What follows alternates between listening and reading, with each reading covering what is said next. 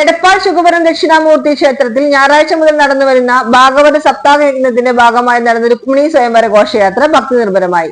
ചമ്പ്രമാണം മഹേശ്വര ക്ഷേത്രത്തിൽ നിന്ന് നാദസ്വരം, താലപ്പൊലി എന്നിവയുടെ അകമ്പടിയോടെ ഭഗവാൻ കൃഷ്ണയുമായി രുക്മിണി ഭാഗവത മണ്ഡപത്തിലെത്തി. രത്നാചാര്യരായ വെളിനേരി ഹരികൃഷ്ണൻ, കറുത്തേടം കൃഷ്ണൻ നമ്പൂതിരി, വടശ്ശേരി കൃഷ്ണൻ നമ്പൂതിരി എന്നിവരുടെ നേതൃത്വത്തിൽ വേദിയിൽ പൂതനാമോക്ഷം, കാളിയമർദ്ദനം, ശ്രീകൃഷ്ണ ബാലലീല, വേണുഗാനം, രാസലീല തുടങ്ങിയവയുടെ പാരായണം നടന്നു. തുടർന്ന് തിരുവാതിരക്കളിയും ഉണ്ടായിരുന്നു.